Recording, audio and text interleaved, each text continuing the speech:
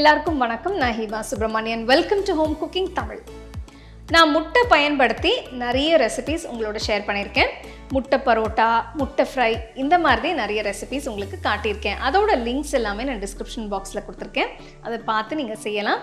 அந்த வரிசையில் இன்னொரு சூப்பரான ரெசிபி இன்றைக்கி உங்களோட ஷேர் பண்ண போகிறேன். இது முட்டை கீமா. ஸோ இந்த ரெசிப்பியில் நம்ம முட்டையை வேக வச்சு துருவி ஒரு நல்ல டிஷ் மாதிரி செய்ய போகிறோம். ரொம்ப டேஸ்ட்டாக இருக்கும், ரொம்ப டிஃப்ரெண்ட்டாகவும் இருக்கும். வாங்க இது எப்படி செய்கிறதுன்னு பார்க்கலாம்.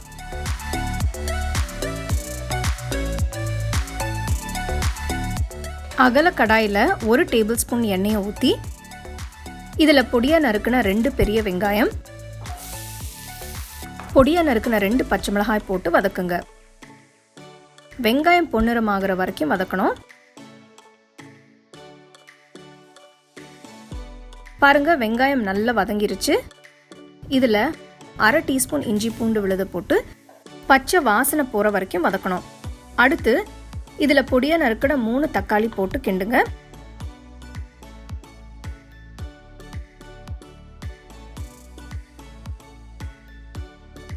தக்காளி கொஞ்சம் மசிச்சதும் 1/4 டீஸ்பூன் மஞ்சள் தூள், 1 டீஸ்பூன் மிளகாய் தூள், 1 டீஸ்பூன் உப்பு,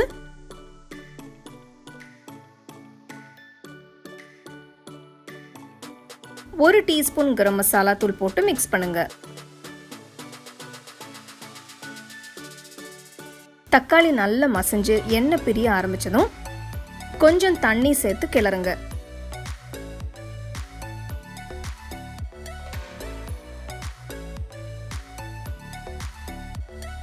கடாயை மூடி மீடியம் ஃப்ளேம்ல 10 நிமிஷத்துக்கு கொதிக்க விடுங்க.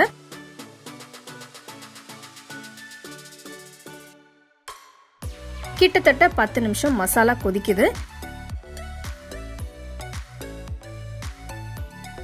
இந்த ரெசிபிக்கு நான் 3 வேக வச்ச முட்டையை எடுத்திருக்கேன்.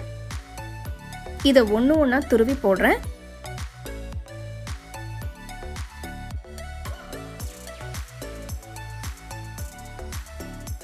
மசாலாவையும் முட்டையும் மிக்ஸ் பண்ணுங்க.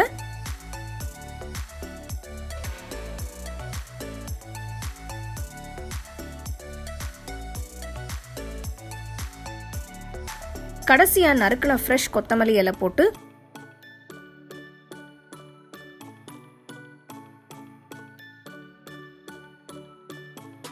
கடாயை மூடி லோ ஃப்ளேம்ல 3 நிமிஷத்துக்கு வேக விடுங்க.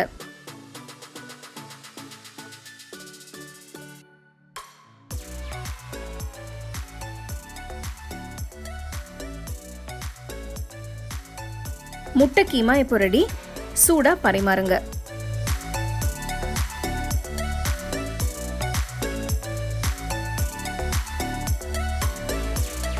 சுவையான முட்டை கீமா எப்படி செய்யுதுன்னு பார்த்தீங்க. இந்த ரெசிபிக்கு நீங்கள் நாட்டுக்கோழி முட்டையும் பயன்படுத்தலாம். இது நீங்கள் சப்பாத்தி, ரைஸ் இல்லைனா பிரெட்டுக்கு கூட நீங்கள் தொட்டு வச்சு சாப்பிட்லாம். ரொம்ப டேஸ்ட்டாக இருக்கும். ரொம்ப டிஃப்ரெண்ட்டான ஒரு ரெசிபி. கண்டிப்பாக நீங்கள் ட்ரை பண்ணி ரசித்து சாப்பிடுங்க.